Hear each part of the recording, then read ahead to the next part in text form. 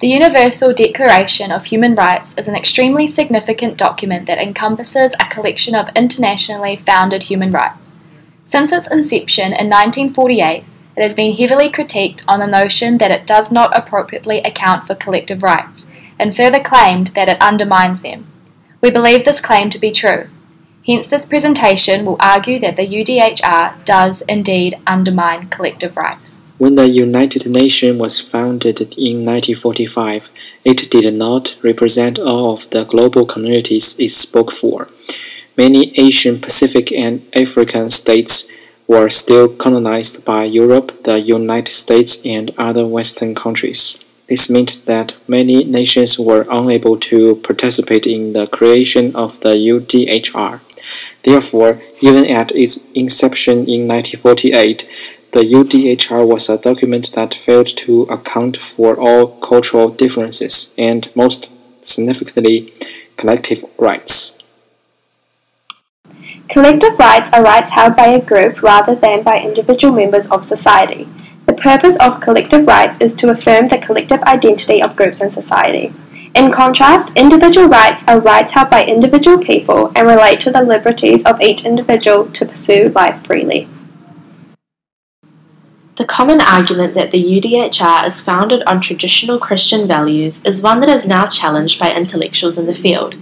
Even though this would seemingly back up the claim that the UDHR is not cemented in one religious worldview, and therefore the human rights articulated in the Declaration are culturally detached, it presents another critique.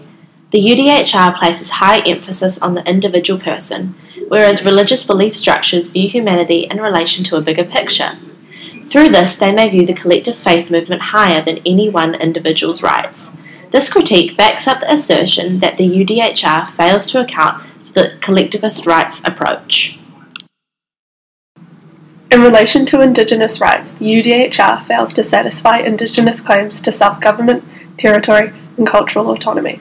This is evident through the history of the UDHR.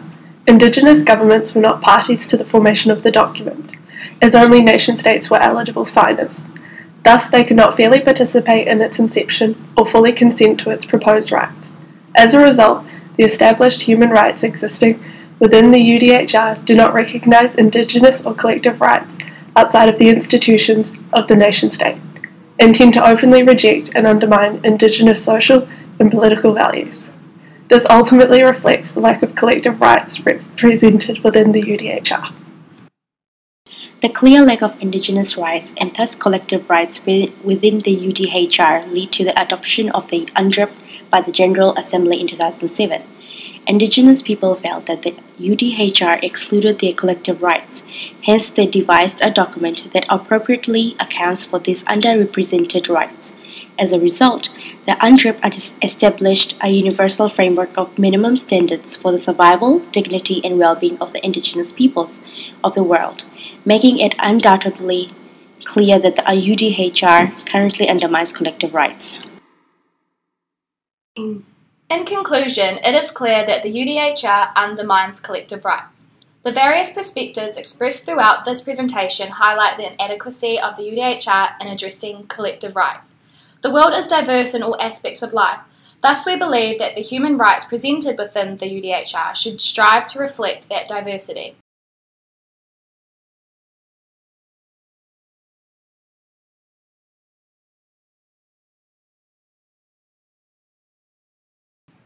Thank you for watching.